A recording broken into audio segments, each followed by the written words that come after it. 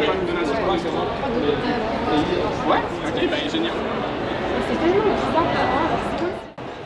Alors aujourd'hui, pour lutter contre l'islamophobie, je pense qu'il est important de prendre l'espace, de prendre action et de prendre la parole. Alors voilà ce qu'on est en train de faire. On prend possession de l'espace, on se fait voir et on laisse savoir qu'on existe. En même temps, il ne faut pas oublier qu'il y a un massacre, patent pending pour le terme génocide, mais il y a des raisons plausibles pour croire que ça en est un.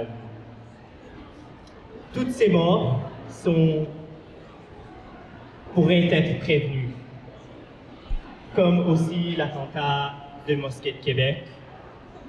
Dans ce sens-là, je pense qu'il est vraiment important de prendre parole et d'exister ici.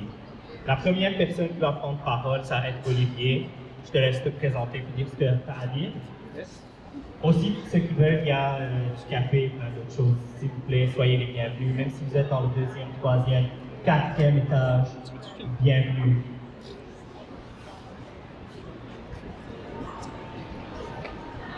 Merci beaucoup. Merci tout le monde de venir en solidarité avec la Palestine. Je pense que c'est extrêmement important de continuer à se mobiliser à l'UQAM, à se mobiliser partout. L'UQAM, qui est une institution qui supporte tacitement ce qui se passe en Palestine. Ils ont participé à la répression et les calomnies envers le mouvement pro-palestinien, qualifié de terroriste, d'incitation à la violence. Toutes les personnes qui ont voulu se mobiliser contre le génocide. Donc c'est bien qu'on prenne possession de l'Agora aujourd'hui. Moi, je suis un militant communiste, je suis avec la Révolution communiste ici. Puis il y a un autre militant, il y a plus de 100 ans, qui disait, une phrase que j'aime bien, il disait la société capitaliste, ça a toujours été, et ça demeure en tout temps, une horreur sans fin. Je pense que ces mots-là, ça pourrait pas plus résonner aujourd'hui. Ça fait des mois qu'on regarde les enfants palestiniens se faire massacrer par l'armée israélienne, puis on a un sentiment d'impuissance immense. Ça fait des mois qu'il y a des dizaines de milliers de personnes dans les rues, presque toutes les semaines, qu'il y a des actions qui s'organisent partout pour dire à le gouvernement de cesser de supporter Israël dans son génocide, puis pourtant, rien ne se passe. Même la Cour internationale de justice a reconnu récemment qu'il y avait des risques de génocide en Palestine. Puis pourtant, rien ne se passe. Le massacre continue. Ils n'ont pas le pouvoir d'implémenter leur décision. Je pense qu'il faut que ça nous fasse réfléchir en tant que militants, en tant qu'étudiants, en tant que travailleurs. Il faut qu'on se pose sérieusement la question, dans quel genre de société est-ce qu'on vit pour que ce genre de barbarie-là continue jour après jour? Est-ce qu'on a vraiment dans cette société-là un contrôle sur les décisions qui sont prises? Est-ce que c'est nous, le peuple, les travailleurs, qui décident d'envoyer des armes à Israël constamment? Je pense que non. Il y a des gens, comme Biden, comme les riches, les puissants, qui ignorent et qui ont calomnié un mouvement de masse aux États-Unis, ici, qui continue encore aujourd'hui de supporter Israël. Pour eux, les vies humaines, ça n'a absolument aucune valeur. Même chose pour Trudeau, ici. Ils n'ont absolument rien fait pour les enfants palestiniens, mais par contre, quand il y a eu des militants qui ont osé attaquer les navires israéliens dans la mer Rouge, ils ont mobilisé une coalition internationale pour envoyer des frappes au Yémen. Sous quel prétexte? C'était clair, c'était sous prétexte de protéger la libre circulation des capitaux, des marchandises. On voit vraiment quelle langue ces gens-là parlent. C'est la langue du profit. Ils s'en foutent des vies humaines, ils veulent juste protéger leurs intérêts impérialistes, leurs intérêts capitalistes. C'est eux les vrais dirigeants de notre société. C'est pas nous qui sommes en contrôle, nous qui se préoccupent des enfants palestiniens, qui se préoccupent de nos communautés, qui sont solidaires. Les vrais dirigeants de notre société, c'est les actionnaires, les grandes banques, les entrepreneurs puis les politiciens qui sont dans leur poche. C'est ce même monde-là, d'ailleurs, qui constamment attise le racisme, l'islamophobie, la xénophobie dans les médias, puis qui a mené à l'attentat de Québec il n'y a pas longtemps. Il faut qu'on se mobilise, je pense, pour renverser ces gens-là. Il faut qu'on propose un nouveau modèle de société. Il faut qu'on essaie de construire une nouvelle société communiste qui va être réellement démocratique, dans notre contrôle, et qui va être débarrassée, une bonne fois pour toutes, des intérêts capitalistes. Il faut arrêter, je pense, dans ce mouvement-là, de demander gentiment au gouvernement capitaliste d'agir. C'est contre leur nature d'agir pour les vies humaines. Je parle juste de la langue du profit. Il faut prendre en main notre avenir, se mobiliser nous-mêmes avec la force du nombre. C'est pour ça que nous, les communistes, on dit que pour mettre fin à l'occupation, ça nous prend une intifada. Et oui, on dit intifada, même si Lucas n'aime pas ça. Ça nous prend une intifada, une révolution en Palestine et partout dans le monde. Donc, merci.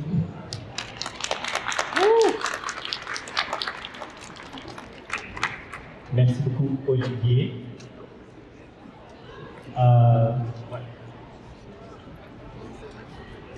Ouais. Je vais commencer aussi par la lecture des noms des victimes de l'attentat de la mosquée de Québec. On a Ibrahima Bari qui avait 39 ans.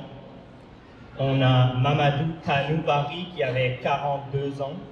On avait Khaled Belqasimi qui avait 60 ans. On a Abou Bakr Tabti qui avait 44 ans. On a Abdelkrim Hassan qui avait 41 ans. Et Azzeddine Soufiane qui avait 57 ans. Ces victimes-là sont assassinées par une personne qui est rentrée à l'intérieur de la mosquée, sachant très bien qu'est-ce qu'il faisait, et ayant écrit un manifeste qui a inspiré plusieurs personnes partout dans le monde de faire la même chose. C'est absolument atroce et abominable. Il est important de lire le nom des victimes et de s'en souvenir. Parce que c'est des personnes, c'est des êtres humains dont la vie était supposée de continuer, mais elle s'est arrêtée à cause de la haine. Une haine qui est possible de prévenir. Il est possible de prévenir la haine. Pour ce sens-là, on a mis la liste des personnes mortes à Gaza aussi. Il y a la liste complète qui est là-bas. Il y a 6727 noms, je pense, dans cette liste-là. 6700 noms jusqu'à octobre 26. Et à date, le massacre continue. D'où le fait qu'il est important d'en parler parce que les mêmes choses qui font en sorte qu'on s'en fout total de ce qui se passe en Palestine, c'est l'islamophobie. Parce qu'on se dit immédiatement que, comme quoi, c'est pas grave de tuer tout le monde, les terroristes, il faut s'en débarrasser. Et c'est très facile de se dire, c'est pas grave, c'est juste des terroristes, on s'en débarrasse.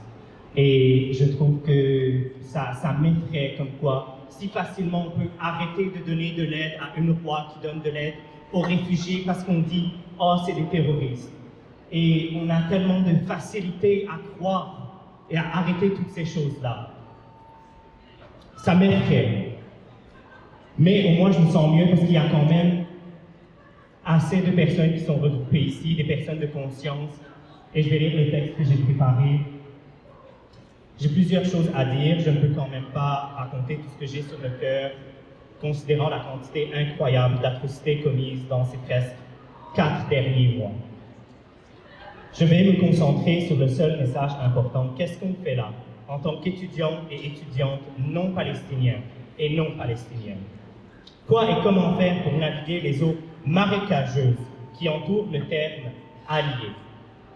Je commence avec une histoire personnelle car je suis, sans surprise, très proche, non seulement géographiquement, mais aussi personnellement de tout ce qui se passe là-bas.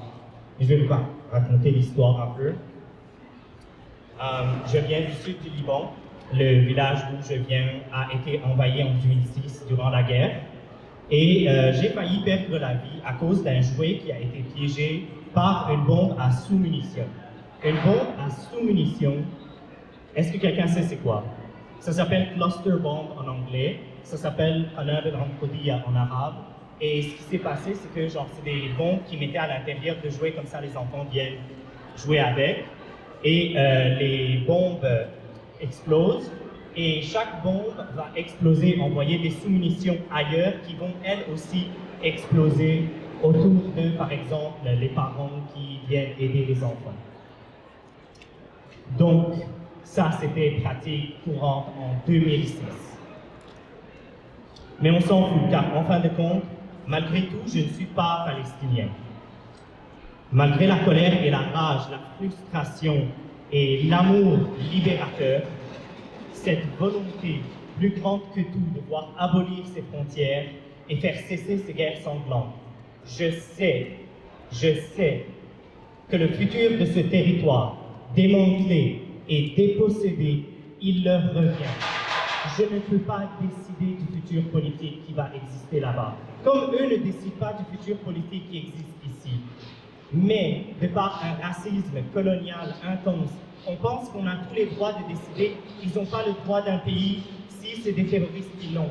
Mais c'est quoi un terroriste? Je ne comprends vraiment pas. On laisse les guerres continuer et après on décide ces choses-là. Ce que nous avons à faire sans arrêt, c'est de mettre notre désaccord au centre de la conversation.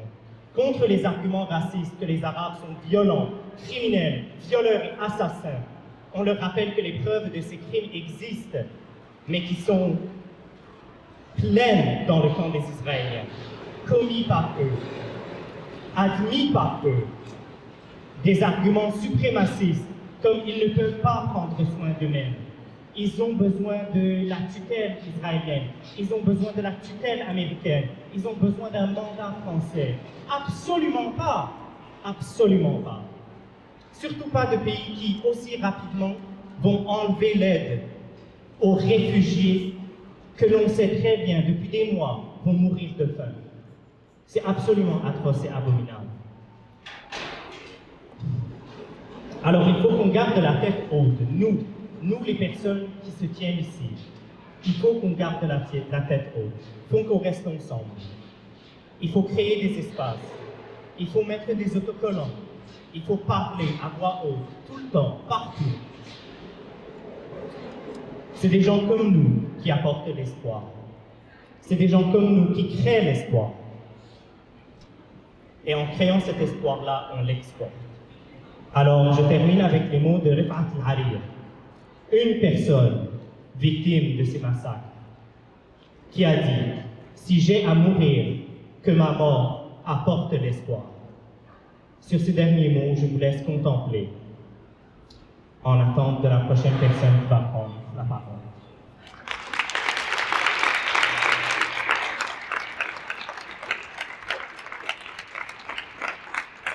On est aujourd'hui le 29 janvier et ça fait déjà 7 ans depuis l'attentat terroriste de la Grande Mosquée de Québec qui a fait 6 morts, 5 blessés, 17 orphelins et toute une communauté traumatisée par cet acte haineux et raciste. Une journée comme celle-ci est l'occasion pour se rappeler chaque année de Mamadou Tanou Bari, Ibrahima Bari, Khaled Boukhasmi, Abdelkarim Hassan, Azzuddin Sofiane, Abou Bakr Sergi. Allah yarhamhum et que Dieu les accueille dans son éternel paradis. Comme cette journée ne peut se limiter à un simple triste souvenir qui nous permet de citer leur nom, mais elle doit aussi exprimer à chaque fois notre indignation sous un seul mot d'ordre antiraciste, celui de lutter en urgence contre le racisme et l'islamophobie. L'islamophobie dont on parle ici et qui a abouti à un 29 janvier tragique ici, ne peut être dissociée aussi du contexte et la situation actuelle en Palestine, car cette islamophobie, elle constitue le moteur principal pour déshumaniser les Arabes et les musulmans et toute autre personne qui correspond à cette représentation, avec le peuple palestinien en première ligne comme victime, en alimentant des discours de haine et justifiant un génocide qui se perpétue depuis plus de 115 jours. On voit aussi la lâcheté des responsables politiques et aussi des médias qui sont complices, et nous sommes aussi aujourd'hui témoins et en fait les médias occidentaux qui nous parlent et avancent qu'il s'agit d'une simple guerre contre le Hamas et Israël. Mais il ne s'agit pas vraiment de cela, il faut bien utiliser les bons termes. Il s'agit bel et bien d'un nettoyage ethnique prémédité contre le peuple palestinien, réalisé avec la bénédiction du bloc occidental, les rendant ainsi complices de ces actions. Et le Canada en fait partie. L'Occident mobilise tous ses moyens militaires, technologiques, diplomatiques et économiques au profit de l'entité sioniste, pour tuer encore plus de Palestiniens, qui a déjà atteint aujourd'hui plus de 30 000 martyrs. Et ça, on ne sait pas encore, parce qu'il y a encore des victimes sous le décombre et on n'arrive pas à comptabiliser vraiment le nombre de morts. Et sachant que même le nombre de blessés, il a atteint environ 65 000 blessés. Sans oublier aussi que 60% déjà des morts et des martyrs sont des femmes et des enfants. Donc cette guerre asymétrique, impliquant toutes les puissances coloniales du Nord global, y compris le Canada, contre la Palestine, soulève vraiment des préoccupations très importantes. Surtout que juste hier, ils ont arrêté rapidement le financement de la principale organisation humanitaire qui donne des aides alimentaires humanitaires pour Gaza. Et sans oublier que depuis le début de ce génocide, il y a déjà des problèmes d'accès pour ces organisations pour donner de l'aide humanitaire, mais quand même en se basant sur des allégations qui ne sont pas encore justifiées, et certainement on peut savoir que c'est facile de trouver des allégations, c'est facile d'accuser. Aujourd'hui, tant que le bloc occidental s'accorde sur ça, il faut juste l'appuyer, passer et arrêter. Non seulement le procès auprès de la Cour internationale de justice ne l'ont pas reconnu vraiment qu'il s'agit de génocide, ils ont juste émis quelques énoncés pour arrêter ou minimiser un peu les dégâts avec un délai d'1 mois, sachant que pour la situation qui s'est passée en Ukraine, ça a été même pas dans une quinzaine de jours, ils ont fait rapidement demandé l'arrêt immédiat de la violence et de la guerre, ce qui ne s'est pas passé aujourd'hui à Gaza. Sans oublier aussi que le rôle du Canada aussi dans l'exportation d'armes vers Israël, car durant les dernières années, l'exportation d'armes a été accélérée, atteignant en 2020 leur plus haut niveau depuis 30 ans. 2020, ça a été l'année la plus importante d'exportation d'armes canadiennes vers Israël, et ça, je pense qu'il faut le questionner parce que ça fait partie aussi de nos impôts. Les armes qui sont en train d'être vendues à Israël aujourd'hui, qui continuent d'être vendues, sachant que le Québec aussi se prépare à faire un bureau, je ne sais pas comment ils ont appelé, j'ai oublié comment un bureau en tout cas de solidarité, ou je ne sais pas, de représentation de Québec à Israël. Et même dans le contexte actuel, elle n'a même pas remis en question cette décision. Donc, pour finir, je pense que de l'île de la Tortue et à la Palestine, ici, nous réaffirmons notre engagement indéfectible et inconditionnel envers le peuple palestinien, qui mène une lutte incessante contre l'impérialisme et le colonialisme, continuant d'alimenter et d'inspirer l'élan révolutionnaire de tous les peuples opprimés en lutte. Leur résilience face à l'oppression impérialiste renforce notre conviction de la nécessité d'une lutte commune pour l'éradiquer. De notre position d'ici, nous devons réclamer sans relâche des sanctions contre cet État génocidaire et ne pas hésiter à remettre en question les discours médiatiques dominants qui jouent un rôle clé dans cette guerre de l'opinion, mettant ainsi en péril le consensus que le gouvernement tente d'imposer. Toute bataille de libération est toujours longue, ardue, et elle finira par gagner. Et la Palestine finira par gagner. Et comme nous le rappelle Hassan Kanafeni, la cause palestinienne n'est pas seulement une cause pour les Palestiniens, mais une cause pour chaque révolutionnaire. Donc, comme vous savez, aujourd'hui nous marquons le 7e anniversaire de l'attentat terroriste perpétré à la Grande Mosquée de Québec. Cet événement tragique, survenu le 29 janvier 2017, a coûté la vie à 6 hommes innocents et a laissé de nombreuses familles et communautés dévastées par la haine et la violence. En cette journée, il est essentiel de se rappeler des injustices qui persistent dans le monde. L'une de ces injustices criantes est l'occupation continue de la Palestine, qui a privé les Palestiniens de leurs droits fondamentaux pendant des décennies.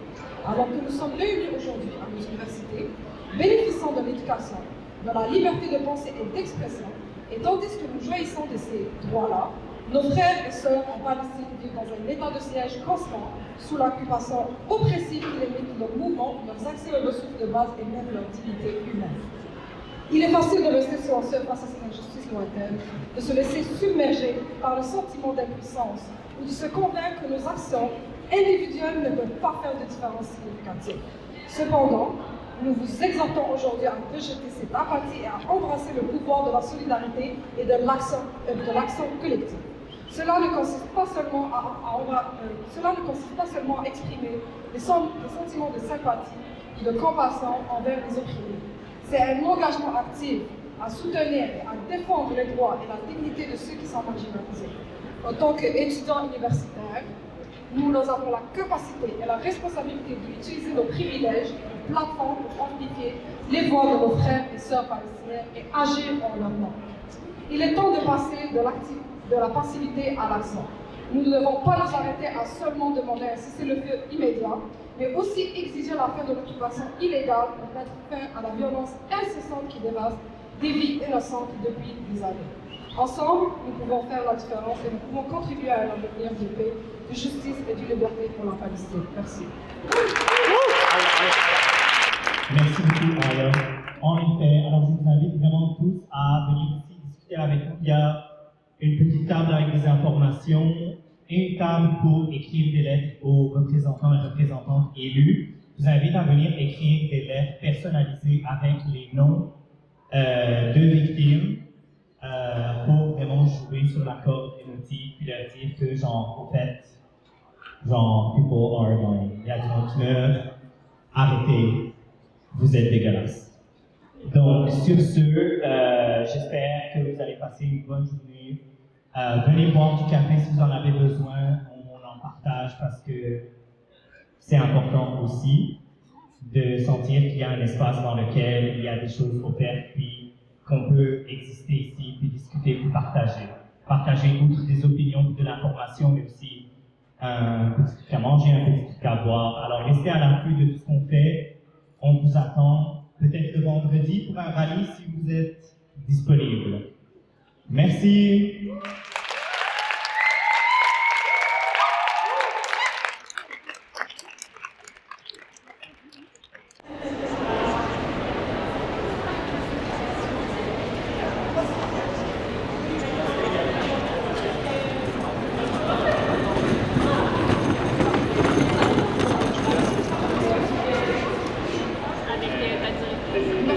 Entre l'impérialisme et le capitalisme, puis le projet génocidaire.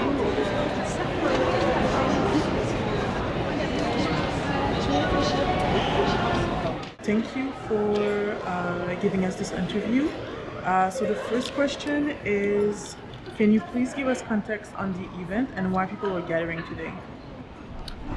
Today's event was to commemorate two things.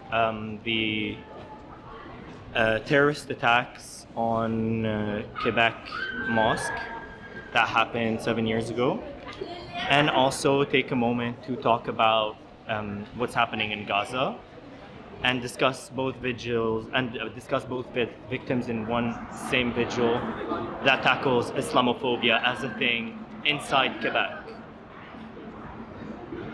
That's kind of the context behind it, and also to take up space inside the university, very public space to discuss of a very important issue. That's it. Perfect, thank you so much. So we are close to the 4 months mark. Could you explain why it is so important to continue meeting up, protesting, and informing yourselves? It's really important to continue meeting up and discuss and to keep momentum going because it's not over. It is not over yet. Deaths continue to rise. Atrocities continue to take place. And as students, I think it's really important that we take the time to take up space and discuss about these things that really make us angry, that people take up people who discuss things are saying it in our name as like government, but they absolutely don't represent us as people, as individuals.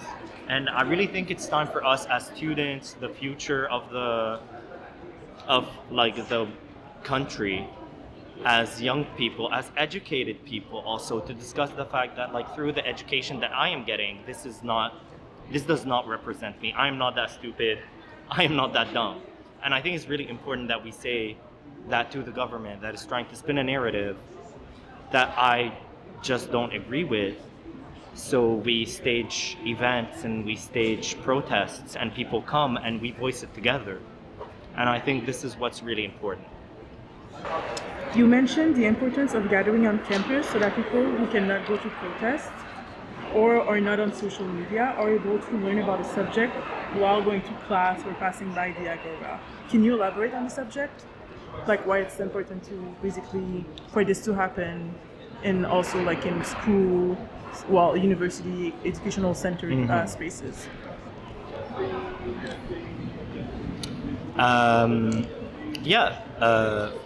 In my humble opinion, I think it's really, really, really, really important to be really obnoxious about this dissident opinion that we all hold and we cherish, which is that like all of these deaths are preventable and we should prevent them. And we won't stop saying it until it's over, and we will be seen saying it and we'll be heard saying it.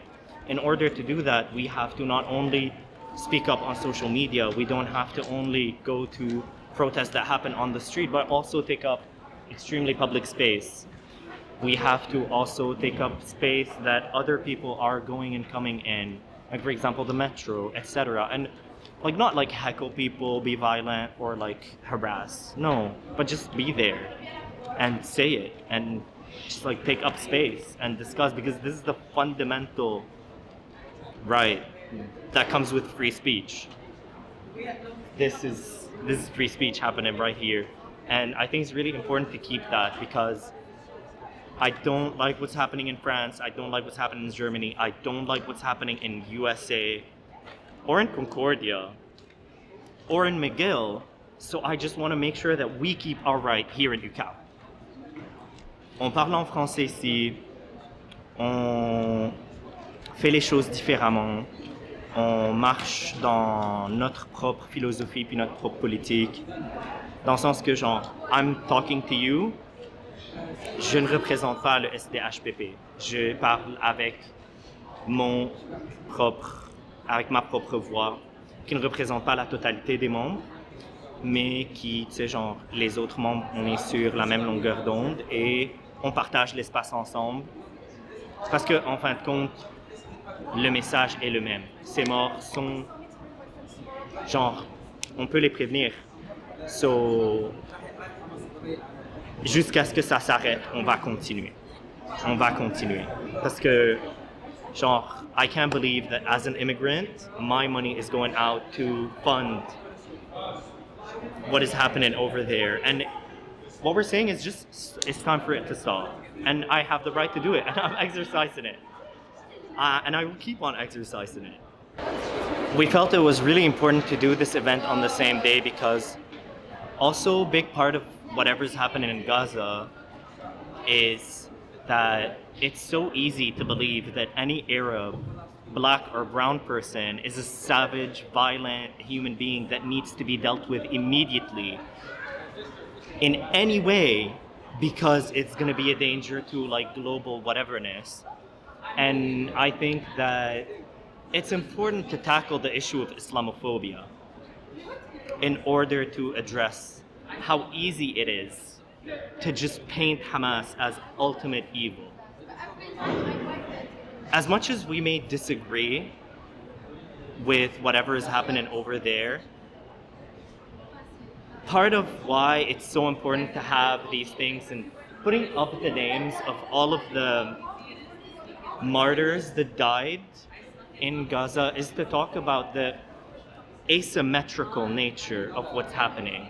because against all of the proof for what happened in October 7th, the carnage happening in Gaza today is beyond. And Israel has the right to defend itself, fine. But when does it start that Palestine has the right to defend itself? And what is the discussion that we're having?